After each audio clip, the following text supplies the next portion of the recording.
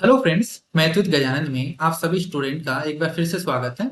Last class में हमने SSC MTS 2021 का पेपर जो 5 जुलाई 2022 को हुआ था उसका हमने शिफ्ट 1 का पेपर सोल्व किया था। आज की क्लास में हम सोल्व करने वाले हैं शिफ्ट 2 का पेपर, और इसमें जितने भी क्वेश्चन पूछे गए हैं वो सभी क्वेश्चन हम एग्जाम अप्रोच से करेंगे, यानी कम से कम टाइम में सोल्व करेंगे। किस तरीके से आपको एग्जाम में इन क्वेश्चन को सोल्व करना था, ठीक है। अब देखिए एग्जाम का पैटर्न है वो चेंज हो गया है एमटीएस का। अब आपको पहले सेशन में 20 क्वेश्चन मैथ के और 20 क्वेश्चन रीजनिंग के मिलेंगे, और इनमें जो टाइम मिलेगा वो आपको मिलेगा 45 मिनट। क्लियर है? तो 45 मिनट में आपको 20 क्वेश्चन मैथ के और 20 क्वेश्चन रीजनिंग के करने होंगे। तो इन क्वेश्चन को आपको कम से कम टाइम में सोल्व करना है, एग्जाम अप्रोच लगानी है। किस तरीके से लगाएंगे वो हम सीखने वाले हैं, ठीक है। प्रत्येक क्वेश्चन को आपको बिल्कुल डिटेल में समझाऊंगा कि कैसे आप टाइम बचा सकते हो, वो तरीका हम जानने वाले हैं। तो चलिए शुरू करते हैं। सबसे पहला आपको देखो क्वेश्चन पूछा गया प्रॉफिट एंड लॉस से। एक बैग को 12.5% की छूट पे बेचा जाता है। बैग का मार्क प्राइस है वो 6400 है और उसको प्रॉफिट हो रहा है 25%। बैग का क्रय मूल्य क्या है? मैंने देखो यहाँ पे इंग्लिश में और हिंदी में दोनों लैंग्वेज में दे दिया है, क्योंकि कई स्टूडेंट बोल रहे थे कि हमें इंग्लिश में भी चाहिए। तो देखिए यहाँ पे इंग्लिश में भी पढ़ सकते हैं और हिंदी में भी पढ़ सकते हैं, दोनों स्टूडेंट के लिए ये सही रहेगा। अब देखिए यहाँ से क्वेश्चन को करने के दो तरीके हैं, दोनों तरीके मैं यहाँ पे बता देता हूँ। पहला तरीका तो क्या है, जो बिल्कुल बेसिक है। क्या लगाओगे, देखो यहाँ से कि इसका मार्क प्राइस आपको 6400 रुपये दे रखा है और 12.5% की छूट दे रखा है। तो 6400 रुपये इसका मार्क प्राइस है और 12.5% की छूट दे रहा है। 12.5% का मतलब क्या होता है, 1/8, यानी 8 रुपए पे एक का डिस्काउंट देगा। 8 रुपए पे एक का डिस्काउंट देगा यानी कितने ही बेचेगा, इतने रुपए में बेचेगा। तो ये हो गया सेलिंग प्राइस, ये सेलिंग प्राइस हो गया। लेकिन किसी ने बोला क्या है कि इसका प्रॉफिट हो रहा है। प्रॉफिट कितना हो रहा है? 25%। 25% की फ्रैक्शन क्या होती है, 1/4, यानी 4 रुपए। देखिए अगर कॉस्ट प्राइस 4 रुपए है तो प्रॉफिट 1 रुपए होगा, यानी 4 रुपए है तो बेचेगा कितने में, 5 रुपए में बेचेगा। तो ये सेलिंग प्राइस तो है, ये 5 यूनिट की वैल्यू है। क्योंकि देखिए कॉस्ट प्राइस 4 है, 1 रुपए ज्यादा में बेचेगा तो वही तो सेलिंग प्राइस होगी ना। तो 5 यूनिट की वैल्यू आपको ये दे रखी है टोटल, और आपको निकालना क्या है, कॉस्ट प्राइस निकालना है। तो कॉस्ट प्राइस के लिए 4 यूनिट, बस इतना ही करना है, यही होगा आपका आंसर। देखो यहाँ से सोल्व कर लो, 8 से डिवाइड कर दो, 8×20 = 64, 800, और यहाँ से 5 से डिवाइड करेंगे तो 16। तो 16×4 = 64 इंटू 7, गुना कर दो। देखो 7×4 = 28, 2 होगा, 7×42 और 2 44। ठीक है, यहाँ से ये जीरो था ही ऊपर, ये एक जीरो बचेगा ना यहाँ से। तो यहाँ से कितना आ जाएगा, 4480। ये तो होगा पहला तरीका जो आपको एग्जाम में लगाना है। ये तरीका आपको लगाना बिल्कुल बेसिक है। दूसरा तरीका देखो यहाँ से, दूसरा तरीका ये फॉर्मूला होता है cost price upon 100 minus discount is equal to mark price upon 100 plus profit, ये होता है।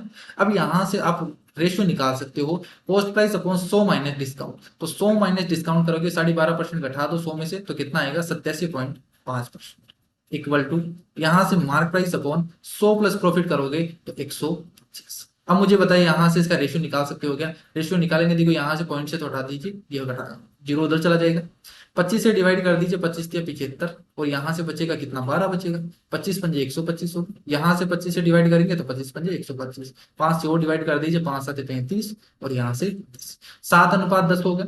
10 यूनिट की वैल्यू आपको दे रखी है 6400, मार्क प्राइस दे रखा ना आपको 6400, तो 1 यूनिट की वैल्यू कितनी हो गई, 640 हो गई क्या? तो 1 यूनिट की वैल्यू 640 है, तो 7 यूनिट की वैल्यू कितनी हो जाएगी, तो यही तो आएगा आपके पास 4480। दोनों तरीके लगा सकते हैं, ठीक है। और जो बेस्ट तरीका है एग्जाम में लगाने का तरीका है वो पहला तरीका हो गया, केवल आपको एक लाइन में करना है इस तरीके से। नेक्स्ट क्वेश्चन देखो, पी और क्यू का मान आपको देखो यहाँ से निकालना पड़ेगा सोल्व करके, सिंप्लीफाई, और पी अपॉन क्यू का आपको पूछा है होल स्क्वायर। यहाँ से सोल्व कर लो, देखो पहले डिवाइड करेंगे तो यहाँ से 2 का, तो 6 दूनी 12 हो गया ऊपर, तो डिवाइडेड बाय, यहाँ से देखो 3/6 करेंगे यहाँ से पहले, तो देखो 3 दूनी 6 और 2 से काटेंगे 4, तो नीचे आ गया 4। तो कितना आ गया, पी का मान 3। तो पी का मान तो आ गया 3। क्यू का मान सोल्व करेंगे, देखो 4×3 = 12, 3 में से 2 घटाएंगे ऊपर तो आएगा 1। नीचे सोल्व करेंगे, देखो 4/3 करेंगे, यहाँ से 4/3 और इंटू 12 तो है ही, तो 3×4 = 12 यानी 16 है। तो क्यू का मान आ गया आपके पास 1/16। पी बट्टे क्यू निकालना है, तो पी का मान तो 3 है, क्यू का मान कितना है 1/16, तो यहाँ से कितना आ गया 48 हो गया क्या? 48 का स्क्वायर कितना होता है, 2304। यहाँ से टाइम एंड वर्क का क्वेश्चन पूछा गया है। देखो परम अकेले एक कार्य को 24 घंटे में कर सकता है। एक व्यक्ति है वो 24 घंटे में इस काम को कंप्लीट करता है। दूसरा व्यक्ति है वो 30 घंटे में काम करता है, जिसका नाम क्या है, चरण है। ठीक है, ये आपको जाएगा यहाँ पे चरण वरण ये कुछ नहीं पढ़ना, आपको डायरेक्ट करना है। एक आदमी है 24 घंटे में, दूसरा 30 घंटे में। बोला क्या है कि अगर वो एक साथ काम करते हैं तो एक दिन में कितना काम करेंगे। ये तो बिल्कुल बेसिक सवाल है कि बेसिक अप्रोच लगाते हैं ना तब, कि एक दिन में कितना काम करेगा, ये 1/24 हिस्सा काम करेगा। ये एक दिन में कितना काम करेगा, 1/30 हिस्सा काम करेगा। दोनों मिलकर काम करेंगे तो एक दिन में कितना काम करेंगे, 1/24 प्लस 1/30 इतना काम करेंगे। एलसीएम ले लो यहाँ से 120, 24 पंजे 120 और 3 चौके 12, तो यहाँ से कितना आ गया 9/120। सोल्व करेंगे तो कितना आएगा 3/40। क्लियर। तो इसी तरीके से आपको करना है। यहाँ पे देखो इस क्वेश्चन को करने में 5 से 10 सेकंड भी नहीं लगेंगे आपको, अगर आपको वहां पे यही तरीका लगा होगा तो आप यहाँ पे आप टाइम भी बचा सकते हो। यहाँ पे समझाने के लिए मैं देखो यहाँ पे इतनी कैलकुलेशन कर रहा हूँ, यहाँ पे मैं इतनी कैलकुलेशन नहीं करूंगा, यहाँ पे देखो डायरेक्ट करूंगा मैं, इतना ये सब कुछ काट दूंगा, डायरेक्ट सोल्व करूंगा इसको। लिखने की ज्यादा आपको कम से कम लिखना है एग्जाम में, हमेशा ध्यान रखना जितना आप पेन कम लगाओगे उतना ही आपका टाइम बचेगा। अब देखो ये क्वेश्चन है सीआई का क्वेश्चन है, साधारण ब्याज सॉरी सिंपल इंटरेस्ट का क्वेश्चन है। एक निश्चित राशि है जो 2 वर्ष में साधारण ब्याज कितना हो गया 1200, 2 साल का ब्याज है 1200 रुपए, ठीक है। 2 साल का इंटरेस्ट कितना है 1200, तो 1 साल का इंटरेस्ट कितना होगा 600 रुपए होगा। उसी राशि पर 5 साल का ब्याज कितना होगा, तो 5 साल का पूछा है तो 5 साल का कितना हो जाएगा 3000 होगा। एक साल का कितना होगा 600 होगा, तो 5 साल का कितना होगा 3000 होगा। अब इस क्वेश्चन में तो पेन लगाने की जरूरत नहीं थी। ये क्वेश्चन देखो यहाँ पे सिंप्लीफाई करना है, पहले ऑफ को सोल्व करते हैं, तो 3/7 इंटू 5/11 प्लस यहाँ पे 8/7। अब देखो यहाँ पे डिवाइड है ना, तो यहाँ पे मल्टीप्लाई हो जाएगा, जब सोल्व करेंगे तो उल्टा कर दो इसको, 21/24 हो जाएगा, माइनस 11/56 इंटू 18/33 ये होगा। सोल्व कर लो यहाँ से, जो कट रहा है देखो 11×3 = 33, 3 से काटेंगे 3×6 = 18, 2 से काट दीजिए 3 और यहाँ से काटेंगे तो 28×2 = 56, तो 3/28 आ गया। और यहाँ से तो नहीं कट रहा, यहाँ से काट दीजिए 7×21 और 8×24, तो यहाँ पे एक बार होगा, तो कितना आ गया देखो 3×5 यानी 15 डिवाइडेड बाई 7 × 11 प्लस 1 माइनस यहाँ से आ गया 3/28। जब आप एलसीएम लोगे तो यहाँ से देखो कितना हो जाएगा 7 × 11 तो आना ही है, और यहाँ से डिवाइड करना है तो 4 और ले लो तो 28 से भी चला जाएगा ये। तो 7×11 × 4 आएगा एलसीएम। तो देखिए यहाँ से सोल्व करेंगे तो कितना आएगा 7×4 = 28 यानी 308, तो नीचे 308 आएगा। कौन सा ऑप्शन है, एक ही ऑप्शन है जिसके डिनोमिनेटर कितना है 308 है। और यहाँ पे सब देखो प्राइम नंबर है ना, इस तरीके से यहाँ पे कोई भी संख्या से कटेगा नहीं यहाँ से। तो यहाँ पे देखो सभी ऑप्शन क्या दे रखे हैं 300 के आसपास दे रखे हैं, तो कटेगा भी तो इससे छोटा ही आना चाहिए था, लेकिन यहाँ पे 308 है तो यही सोल्व है। आगे आपको सोल्व करने की जरूरत नहीं है, बाकी सोल्व करना चाहो तो कर सकते हो। बाकी एग्जाम में इसी तरीके से आपका टाइम बचाना पड़ेगा, पूरा सोल्व नहीं करना आपको क्वेश्चन। एक्स और वाई का एवरेज है वो कितना है 10x है, तो मुझे बताइए एक्स और वाई का एवरेज कितना हो गया, X plus Y divided by 2 हो गया क्या ये एवरेज। ये आपको दे रखा है 10x, ये दे रखा है। वाई का मान पूछा है, ये 2 उधर चला जाएगा तो कितना आ गया 20 हो गया। वाई का मान कितना हो जाएगा 19x हो गया, तो ये हो जाएगा आंसर, ठीक है। यदि ब्याज दर देखो यहाँ पे कंपाउंड इंटरेस्ट का क्वेश्चन दे रखा है, यदि ब्याज दर 5% वार्षिक है और चक्रवृद्धि ब्याज के मामले में ये संयोजित होता है, सीधा सीधा आपसे पूछा गया है कि 5,000 रुपए की राशि पर 2 साल के लिए चक्रवृद्धि ब्याज और साधारण ब्याज के बीच में डिफरेंस क्या होगा, और रेट कितनी देर की है 5%। तो काम की चीज आपको इतनी ही है, यहीं पे आपको लगाना। क्या लगाना आपको, मैंने कल भी बताया था आपको कि जब भी कंपाउंड इंटरेस्ट का क्वेश्चन आए तो सबसे पहले हम इफेक्टिव रेट का कंसेप्ट लगाते हैं। अगर हार्ड लगता है कि इफेक्टिव रेट नहीं लगेगी तब हम रेशियो पर चलते हैं। क्लियर है, यहाँ पे हम डायरेक्ट इफेक्टिव रेट पे चलते हैं। मुझे बताइए इफेक्टिव रेट क्या होती है। इफेक्टिव रेट कंपाउंड इंटरेस्ट की 5% के लिए 2 साल के लिए कितनी होगी 5% से 10.25 होगी, जो मैंने कल आपको बता दिया था कि कल का वीडियो आप देख लीजिए, वहां पे मैंने बताया था किस तरीके से निकालते हैं। और सिंपल इंटरेस्ट की इफेक्टिव रेट क्या होती है रेट इंटू टाइम, तो यहाँ पे 10%। तो कंपाउंड इंटरेस्ट कितना आ गया 10.25% और सिंपल इंटरेस्ट 10%। इनके बीच में डिफरेंस पूछा है, डिफरेंस कितना है 0.25%। तो 5,000 का 0.25% कितना हो जाएगा, देखो 5 × 25 करेंगे 125 वाला होगा, 125 वाला एक ही ऑप्शन है डी ऑप्शन, ठीक है। 12.5, 5,000 का 0.25% निकालना कितना आएगा 12.5, तो ये हो जाएगा इसका आंसर। बाकी आप फॉर्मूला भी लगा सकते हो, क्या लगा सकते हो 2 साल के लिए P/R/100 का होल स्क्वायर, ये होता है CI और SI का डिफरेंस का फॉर्मूला, ठीक है। तो ये फॉर्मूला भी लगा सकते हो, बाकी आपको फॉर्मूला नहीं लगाना, यहाँ पे डायरेक्ट कर सकते हो। देखो माइंड में भी कर सकते हो, ये तो आपको पता है 10.25 और 10 होगा, तो 0.25% निकालना, 5,000 का 0.25% ये होगा। 5 सेकंड लगेंगे इस क्वेश्चन को करने में। राहुल ने 56,500 में 120 टेबल खरीदी, यदि उन टेबलों में से 70 का औसत मूल्य इतना है। देखो टोटल का तो कितना है 56,000, टोटल का है आपके पास 56,500, ठीक है 120 टेबल का। और 70 का कितना है, 450 है। तो मुझे बताइए 50 का कितना हो जाएगा, 70 से गुना कर दो इनका, कि टोटल इनका कितना हो गया 70 टेबल का मूल्य। तो जीरो, ये जीरो, 7 से गुना कर दो, 7 पंजे 35, 3 7 चौक 28, 28 और 3 31। तो यहाँ पे जीरो जीरो और यहाँ पे 5 और यहाँ पे, तो 25,000 है कितनी टेबल का, 50 टेबल का। एक टेबल का मूल्य कितना आ गया, 500 रुपये। कितना आ गया, 50, सॉरी 500 रुपये। एक का कितना आ जाएगा एवरेज, 500। टैक्स से पहले एक सोफे का जो मूल्य है वो कितना है, 24,000 रुपए है। और इस पर बिक्री कितनी है, जो सॉरी टैक्स कितना है, 1200 रुपए है। तो बताइए कि टैक्स परसेंट कितना है, तो 1200 रुपए लग रहे हैं 2400 पे, तो कितना है 1200, 2400 का कितना परसेंट है, 5%। 24 पंजे 120 होता है ना, या ऐसे भी निकाल सकते हो। देखो 1200 डिवाइडेड बाई, अब देखो इतना करने की जरूरत नहीं है, आपको डायरेक्ट करना है एग्जाम। अगर आप इतना सोच पाते हो ना, तब देखिए आप जितने ये 25 क्वेश्चन है ना, इन 25 क्वेश्चन को आप 15 मिनट में कर सकते हो प्री। ठीक है, अब आपके पास तो 20 क्वेश्चन आने वाले हैं, 20 क्वेश्चन को आप इजीली 10 से 12 मिनट में आप कर पाओ, अगर आप इस तरीके से अप्रोच लगाओ। क्लियर है, मैं आपका ज्यादा टाइम नहीं लूंगा क्योंकि आपका भी टाइम बहुत ही कम बचा है, तो हम बिल्कुल फास्ट करेंगे इस तरीके से। ठीक है, तो देखो 24,000 का 5% कितना होता है, 1200 रुपये होता है, तो ये हो जाएगा इसका आंसर। डीआई का क्वेश्चन देखो कि अमेरिकन फुटबॉल को अपने पसंदीदा खेल के रूप में चुनने वाले छात्रों की मैक्सिमम संख्या कौन सी किस विद्यालय में है।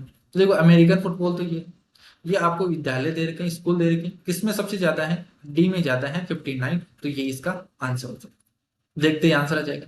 अब देखो इसका एवरेज क्या होगा, सीधा सीधा बोल दिया, आपको चार संख्या दे रखी है, इसका एवरेज क्या होगा।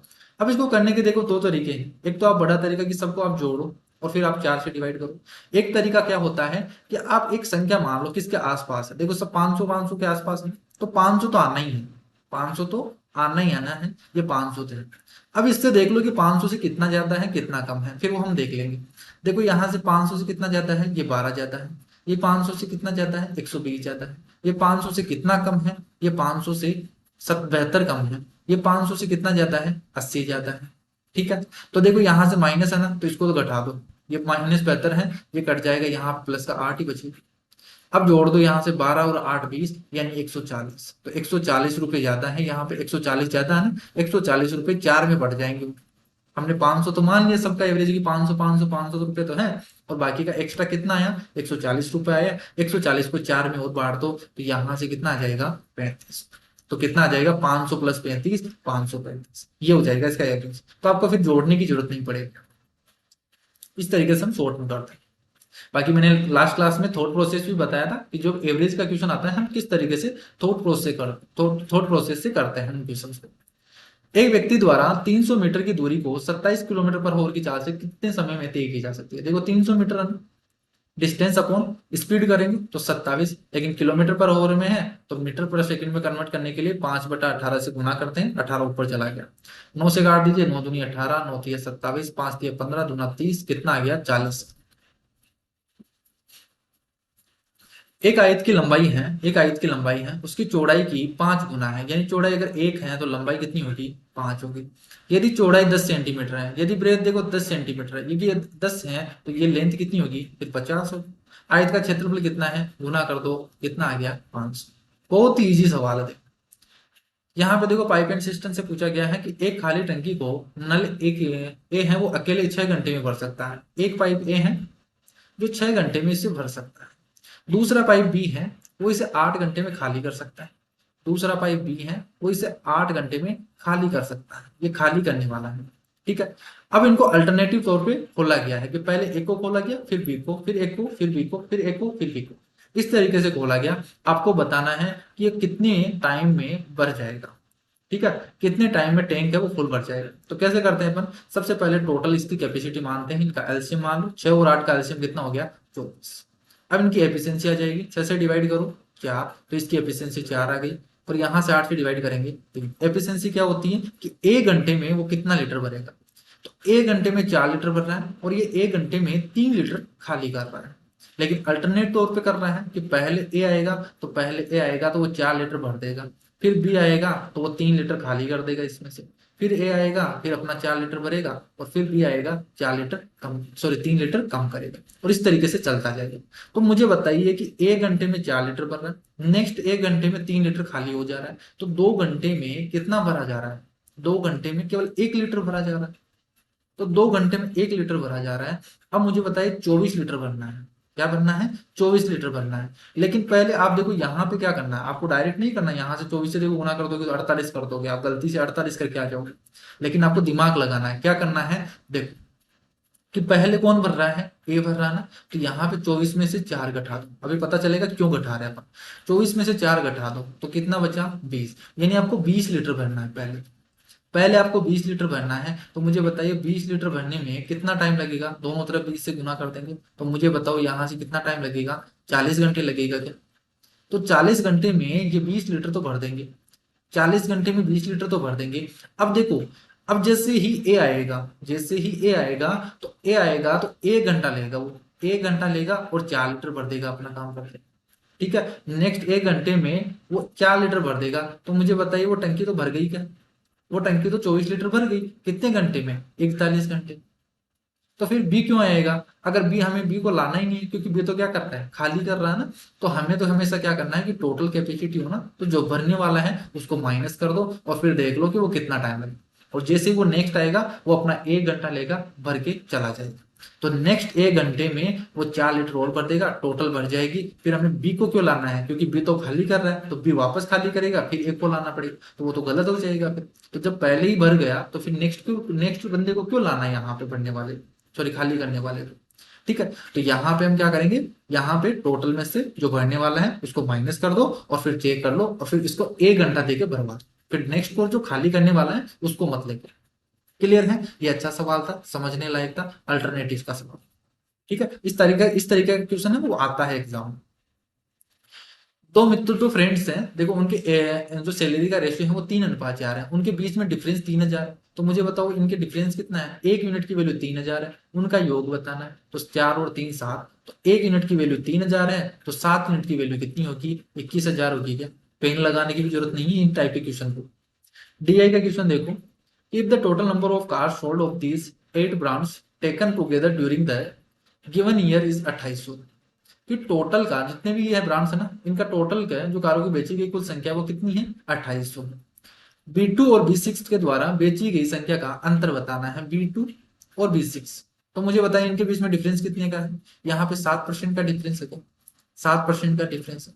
और टोटल कितनी बेची गई, 2800, और यहाँ पे टोटल कितनी है, 100% है ना। तो 100% की वैल्यू 2800 है, तो मुझे बताओ 1% की वैल्यू कितनी हो गई, 28 हो गई क्या?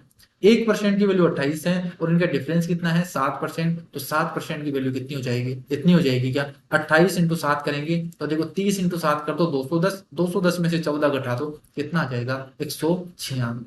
कैसे किया मैंने, देखो यहाँ पे 30 मान लिया ना, तो मैंने ज्यादा मान लिया, तो यहाँ से 2 से गुना करें। मैंने क्या कर दिया इसको, देखो 30 माइनस 2 में ब्रेक करके उस तरीके से सोल्व किया, ये कैलकुलेशन का पार्ट है। यहाँ पे 210 में से यहाँ पे 14 घटा दो। नेक्स्ट क्वेश्चन देखो, एक बेलन है, ठीक है, एक सिलेंडर है जिसका एरिया देखो यहाँ पे 1386 है, तो इसकी रेडियस कितनी होगी, इसकी रेडियस होगी 21। अब कैसे हुई, देखो मैंने याद कर रखा है और हमेशा मैंने पहले भी बताया है, आपको याद करना है जब भी आपको रेडियस, ये चीजें आप गांठ बांध के याद कर लेना। रेडियस जब भी 7, 14, 21, 28, 35, 42 इस तरीके से आएगी, ठीक है, 7 के मल्टीपल में चलेगी, तो इनका एरिया और पेरीमीटर आपको याद रखना है हमेशा। पेरीमीटर हमेशा 44 के रेशियो में चलेगा, ठीक है, 44 के मल्टीपल में चलेगा, 44, 88, 132, 176, 220, 264। और इनका एरिया है वो 154, और यहाँ पे 616, 1386, 2464, यहाँ पे 2464, और यहाँ पे 3850, और यहाँ पे 42 है, ये होता है 5544। ठीक है, तो ये आपको याद रखना है।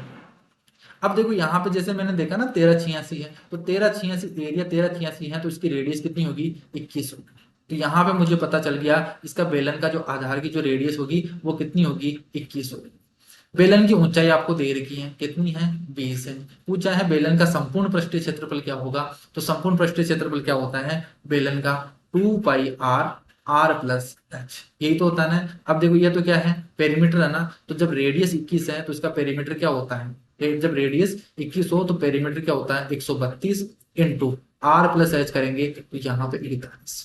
गुना कर दो, देखो यहाँ से 132 को 41 से गुना करना है, तो देखो मैं पहले 4 से गुना कर देता हूँ, ठीक है, 40 से गुना कर देता हूँ, तो यहाँ से 132 को 40 से गुना करेंगे तो 13 चौक 52, तो ये आएगा 5280 और 132 और जोड़ दो इसमें, तो कितना आएगा यहाँ से 5412। क्लियर है? तो ये चीज आपको याद करनी है। कभी कभी तो आपको डायरेक्ट ही पूछ लिया जाएगा कि अगर कोई सर्कल की रेडियस 14 है तो उसका एरिया क्या होगा, तो 616 होगा। बस अगर आपको याद है तो इस क्वेश्चन को आप 2 सेकंड में 3 सेकंड में कर पाओगे। क्लियर है? नेक्स्ट देखो, टाइम एंड डिस्टेंस का क्वेश्चन है। दो ट्रेनें 70 किलोमीटर पर आवर और 80 किलोमीटर पर आवर की स्पीड से एक दूसरे की तरफ आ रही है और उनकी लेंथ आपको दे रखी है कि ये 210 मीटर की है, ये 255 मीटर की है। तो एक दूसरे को पार करने में कितना टाइम लगेगा, तो यहाँ पे टाइम लगेगा वो कितना लगेगा, दोनों की देखो यहाँ पे लेंथ को जोड़ दो, कितना आ जाएगा देखो 200 400 और 465, टोटल यहाँ पे इतनी जो इनकी लेंथ है, टोटल सम कितना हो गया 465 हो गया। इनको पार करना है, इनको कवर करना है इनकी रिलेटिव स्पीड से। तो देखो ये 70 है, ये 85 है, तो दोनों एक तरफ आ रही हैं, दोनों एक दूसरे की तरफ आ रही है, तब रिलेटिव स्पीड क्या होती है, दोनों जुड़ जाती है। अगर दोनों विपरीत साइड चलती है, जैसे मान लीजिए ये इस तरफ चलेगी, ये इस तरफ चलेगी, ठीक है, तब क्या हो जाएगा, जब अगर एक ही डायरेक्शन में चलती है तब तो हम माइनस करते हैं, अब जब दोनों एक ही डायरेक्शन में एक दूसरे की तरफ आती हैं तब हम क्या करते हैं, प्लस करते हैं।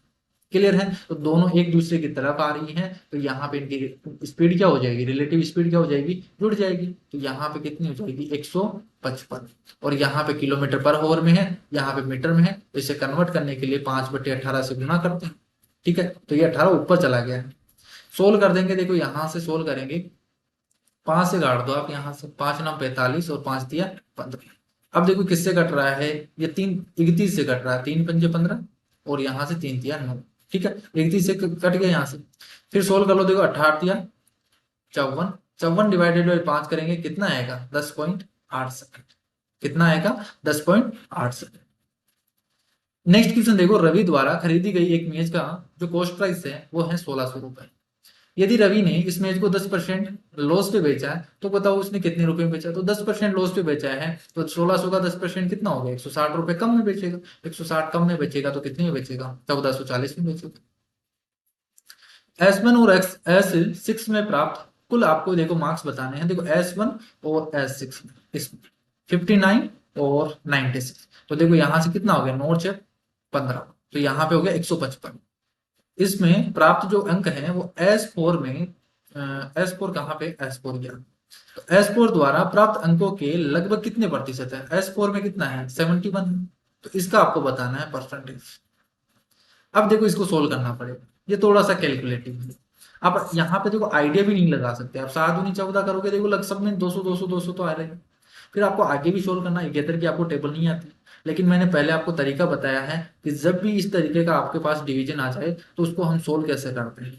क्लियर है? इसको करने का तरीका क्या है, सबसे पहले तो देखो इसको काट दो, ठीक है, सेकंड डिजिट को काट दो, अब इसको डिवाइड करो, देखो 7 दूनी 14, तो 2 बार जाएगा, बचा कितना 1, यानी 15 बन गया। अब 15 में भाग नहीं देना, 15 में भाग नहीं देना, सबसे पहले क्या करना, जो काटा है उसको गुना कर दो, देखो इसे 2 एकम 2, यहां से घटा दो, 15 में से 2 घटाएंगे कितना आएगा 13। अब इस 13 में भाग देना आपको, तो 13 में भाग देंगे 7 का, तो कितनी बार जाएगा, एक बार जाएगा, 7 एकम 7, बचा कितना 6 बचेगा।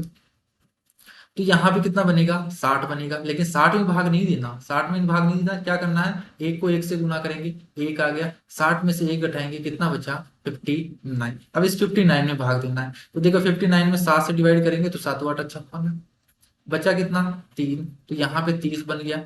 अब 30 में भाग नहीं देना आपको, यहाँ पे कम करेंगे 8 एकम 8, तो 30 में से 8 कम करेंगे, बचेगा कितना 22, इस 22 में भाग देना है, तो ये रिमाइंडर बचा आपके पास। अब रिमाइंडर देखो बचा ना, तो यहाँ पे ये तो पूरा 16 हो गया, अब पॉइंट लगा देंगे यहाँ से, तो 7 से डिवाइड करेंगे तो 7 या 21, बचा कितना एक बच गया, पॉइंट लगाएंगे तो यहाँ पे 10 बनेगा, लेकिन 10 में भाग नहीं देंगे, 10 में से 3 घटाएंगे कितना बचेगा 7, और 7 में 7 से भाग देंगे कितना बचेगा आएगा 1।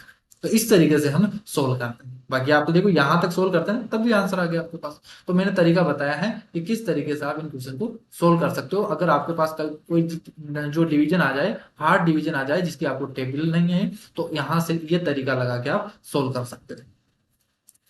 नेक्स्ट क्वेश्चन देखो, यहाँ से पी क्यू आर है और देखो इनका रेशियो है, ये आपसे पूछा है। तो सिंपल देखो यहाँ से 3 5 और 2 दे रखा है ना, पुट कर दो यहाँ से 3 प्लस 10 प्लस 6, तो कितना आ गया यहाँ से 19। देखो 19 आ गया तो पहला ही ऑप्शन हो गया। क्यों किया मैंने, देखो 19 है ना, तो 19 किसी से भी नहीं कटता, प्राइम संख्या है, तो 19 का 19 रहेगा। कोई भी यहाँ पे अगर कटने वाली संख्या भी आ जाए तो भी नहीं कट पाएगा, ये प्राइम नंबर है। तो यही है, आगे मैं सोल्व नहीं करूंगा, यहीं पे इसका आंसर है। एक वस्तु का जो सेलिंग प्राइस है वो वस्तु के बेचने पर हुई हानि का 3 गुना है। यानी अगर लॉस देखो, लॉस और उसका सेलिंग प्राइस, ये आपको रिलेशन दे रखा है कि लॉस अगर 1 रुपए है, अगर लॉस 1 रुपए का होगा ना, तो उसकी जो सेलिंग प्राइस है वो कितना है, 3 गुना है इस लॉस का। इस लॉस का 3 गुना है यानी 3 रुपए।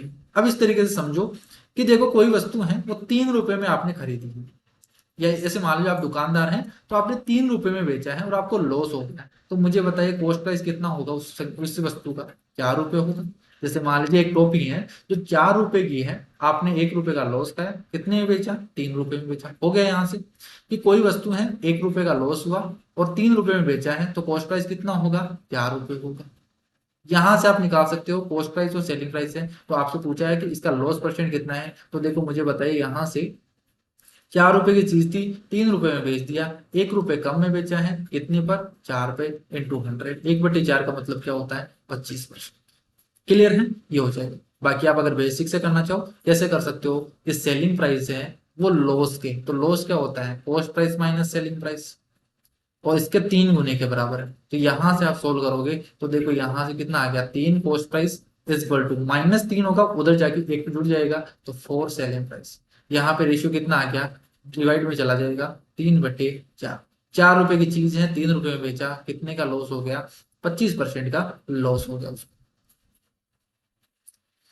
नेक्स्ट क्वेश्चन देखो, यदि एक त्रिभुज की 3 भुजाएं हैं 21 20 और 29, ये तो ट्रिपलेट है, 20 21 29 है, तो एरिया क्या होगा इसका, 1/2 आधार इंटू ऊंचाई, ये होगा। तो यहां से देखो सोल्व कर दो, कितना आएगा, 210।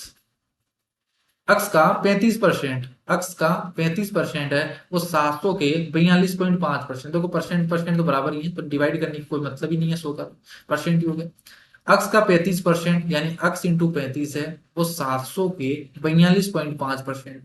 तो यहां से सोल्व करेंगे, देखो 35 2 70 यानी 20 हो गया, 42.5 इंटू 2 करेंगे तो कितना आएगा, 80 और 5 85, और 85 और एक जीरो लग जाएगा एंड में, तो कितना आ जाएगा, 850। 200 और 400 के बीच ऐसी कितनी संख्याएं हैं जो 6 और 5 दोनों से डिविजिबल है। तो 6 और 5 दोनों से डिविजिबल है, यानी वो संख्या 30 से डिविजिबल होनी चाहिए क्या, इनके मल्टीप्लीकेशन से, यानी वो संख्या 30 से मल्टीप्लीकेशन होनी चाहिए। तो यानी देखो 200 है ना, तो 200 3 से 30 से डिवाइड करेंगे तो कितनी बार जा रहा है, इससे ज्यादा होनी चाहिए। ठीक है, तो यहां से देखो 3 6 18, 3 7 21 यानी 7 बार जाएगी। अब मैंने देखो 3 6 18 6 बार क्यों नहीं किया, क्योंकि इससे ज्यादा लेनी है, कम नहीं लेनी है आपको, 200 से ज्यादा लेनी है, तो 7 बार जाएगा तभी तो आएगा ना 30 से।